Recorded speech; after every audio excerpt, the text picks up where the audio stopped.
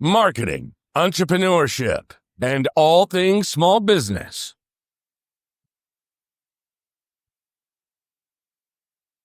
You're listening to the Jurassic Marketing's Triceratalks. Now, here's your host, Justin Miller. We are back with more Triceratalks. I like the little tagline that is on here that we never use. That's true. Have we ever used it? I don't think we have. The podcast where we bring ancient but mighty marketing tactics back to life, like they're not extinct anymore. All right. So last episode, which if we posted these on time was last week, we talked about every door direct mail, EDDM, and how to get your business in every mailbox in a hyper-focused geography. And today we're talking about another hyper-focused group, and that is new movers. Fresh to the area. Yep. So it is what it is. It's people that moved into the house. Now, sometimes it's people that refied and the list is wrong, but for the most part. Oh, so if I refi my house, I might get stuck on this list. Well, yeah, because we're looking for indicators that potentially things changed hands, right? Mm-hmm. So some sort of legal filing. So that one works. New movers. So new movers are a prime target for a lot of businesses because, again, we kind of got our triangle of what works in direct mail, right? We got the list of who it is, we got the offer, and we got the timing. So now we have a timing event that we know about. Okay. We often don't know about timing events. So sure. Your world, you got weddings. Hey, time. This is happening. Yep. A lot of places don't have that. You know, some attorneys is like, oh, car wreck, right? Sure. This happened. This is so timing's important. Yes. This is one that predictably there is a people always on. People are always moving. They end up on the new movers list. So if we can find a way to make that work for your business, this is a 1/3 of the battle solved because we already know that there's a timing event in their life. So we're going to talk about new movers, and believe it or not, this dovetails nicely with EDDM, which will be probably our next episode. But I'll try and go as deep as possible during this podcast on new mover stuff so that you understand what it is, how to get them, what makes them good from an audience standpoint, and what to say to them, what to send to them, because that's kind of key too.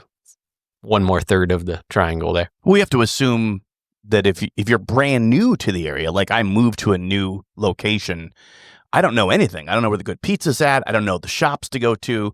It's different if I'm just moving from point A to point B in a city, but even then, you still could have... Well, even then, you might not be driving 45 minutes for pizza anymore. True. You got to find a place. Yeah. So there are some stats on this, which is quite fascinating, but families moving into a new home spend 5 to 10 times more in the first 6 to 12 months after the move. I believe that. So yeah. I always used to say across multiple businesses, once that wallet's opened, it's a lot easier to get the money. It is. So we have a triggering event that does that now. So they are in a buying mode. They're setting their roots a little bit. They're figuring out who's who the players in the new area are. Yeah, if it's a long distance move, they got to replace everything. Everything. Like literally everything. So new dentist, new gym or fitness club, new insurance person, new pizza place, continuing the theme from last one. All of it, oil changes, unless everything. They're going with Domino's, then they just go to the closer That's Domino's. true. They just, where's my local insert here? So Domino's sends that crap for you, but let's beat them. Let's do a premium pizza. But they are actively looking for new providers. So it's not like completely cold prospects, okay? They are likely asking people that they bump into in their new location, family, friends, coworkers, what's what. We have a couple of employees that are transplants here to this area, and they're always looking for guidance on what's going on, what's important in the area. So they actually are open and receptive to the messaging and to suggestions. How warm are these leads? Does the post office, if I move and it's X date, how long before I become a new mover where you can start marketing to me? How do you know I move? Is it 30 days? Is it a week later? Yeah, so we can pull stuff weekly. So it's fresh data. We'll talk about the frequency you want to do that on, because maybe weekly doesn't make sense for what you're trying to do, but it does get there pretty quick. And a lot of that is, move updates with the post office. But there are other tactics and methods the list providers use to get clues for that as well. It turns out a lot of people don't update their address at the post office. They just disappear. Exactly. But like you just said earlier, if up to 6 months later, they're spending up to 10% more, if you get them 30 days into it, they're still warm. They're still ready to spend money. Hey, look, if you're a home service provider, all those projects didn't magically get done out the gate. They never do. They're still dealing with, the half-painted bedroom and, Yeah. The plumbing leak that they wanted to change the fixture and all that fun stuff. So, I mean, if you think about, like, last time you moved, and mine was a very short move, so I didn't have to replace a lot of people. But, did you pack up your other vendors? Which ones did you keep? Did you keep your attorney? Did you continue going to the same coffee shop? Do you call the same plumbing company? If you're in the same metro, maybe. I'm the same as you. I moved like a mile the last time. So nothing changed. Even like the gas station. Yeah, it was halfway between the two houses. So I haven't had that for probably 20 years where I had to go like re-find everybody. Yeah. Which it's kind of fun maybe for a while. And then it's not so, like, finding a new dentist isn't fun, but maybe finding a cool pizza place. Yeah, but I mean, it's like a necessary thing you got to do because you got to. I think if we just move you to the outskirts of the metro, you'd be forced to replace most of those. That's probably true. Yeah. Yeah. We'll get you out there by the old Iowa 80 truck stop. And then I can get everything right there, can't I? Yep. So the further you move, the more new ones you'll need. And a great portion of the people that are moving and hitting the new movers list are more than just a local move. And even if they were a local move, there probably still is some response here. But let's dig into the nitty-gritty of new mover campaigns, how they work. So number one, we got to get the list. So last podcast episode, we talked about every door direct mail, and you don't need a list. That's the beauty of it. Mm-hmm. This one, got to have a list, and you got to use a data provider here. We are a data provider. We can get that list for you. There are obviously other sources as well, but you can pull that on a time period. So I want new movers in this geographic area in the last 60 days.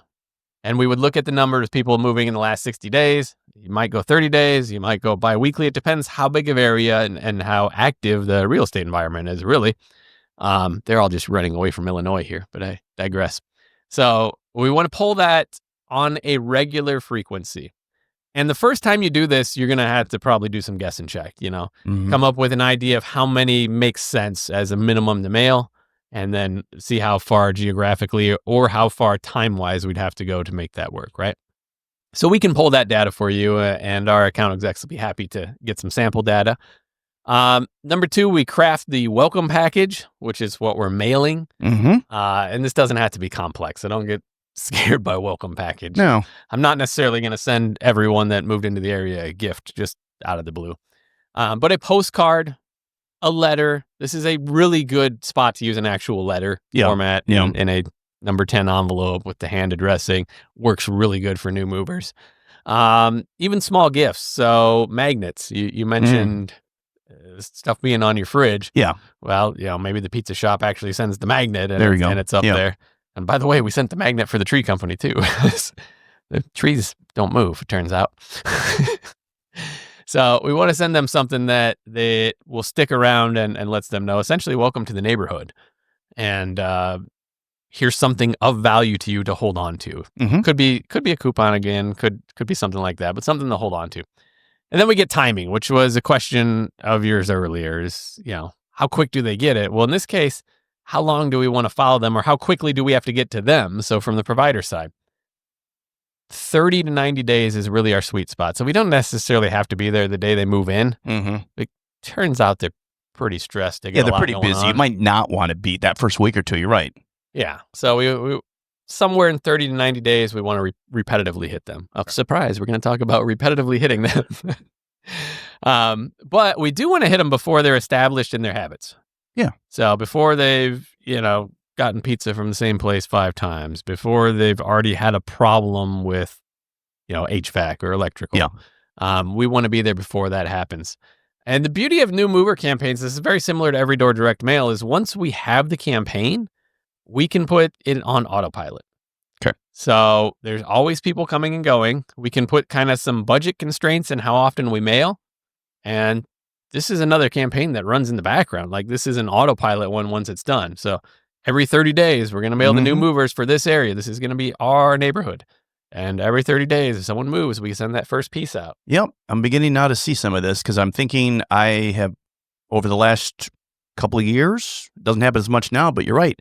every dentist in Bettendorf, Iowa sent me a postcard wanting to know if I needed dental services. There you go. And then chiropractors, and now just at the time I'm like, oh, stuff I don't need. I got a dentist. But now I understand that because it was fairly consistent, and then it would stop after about 5 months. Yeah. Done. Well, as far as the new mover messaging, it should have stopped. Yeah. We can talk about whether or not they should have kept mailing every door direct mail. But yeah, essentially, if they do that, you have a really good shot of becoming a lifetime provider for that household, at least until they move out of the area. Mhm. So that makes this an extremely valuable proposition, because we don't often get a chance where we know that previous providers have been kicked out the door. We do a lot of campaigns where we're marketing in hopes that at some point in the next 3 to 5 years, another provider screws up and we can make those profitable. In this case, we know that if it was geographically convenience-based, it's an open playing field, right? That doesn't happen a lot. So this is stacking the deck in your favor. Other services that can use this, again, local service providers, HVAC, landscapers, pest control is one we've worked with before. Things that weren't necessarily critical to your move-in, but are going to be in that time frame. Obviously, if there was a termite infestation, your realtor probably recommended someone, right? Although you'd be surprised. But let's say, the retaining wall is starting to fall over on the property and we got a concession on purchasing that. That wasn't probably critical to deal with the first week, but someone's going to get that service. So locking in contracts for things like that before competitors even know or knock on the door that someone new is there is awesome. So beautiful part about this is this can work for high value service providers, which is great because, like one landscape job, it could pay for half a year or more of new mover mailings. Mm-hmm. Now, yes, we want you to get more than one, but if you got just one, the thing can still be profitable, which is amazing. So let's talk about how we stand out. So we kind of know who we're going to. We know the psychology of why. Let's talk about what we're going to send them. So if we got new movers, first off, personalization matters. We're going with a welcome to the neighborhood thing. It should be familiar. It should be friendly. This is a great use for handwriting, handwriting cards or handwriting addresses on the envelope. This is a piece that we want actual stamps on for sure. We don't want this one to look bulk. Every door direct mail, you can get away with mass postcard. There you go. This one is probably, depending on your service, worth investing a little more into the piece itself. So personalization matters. Next, make the offer irresistible. So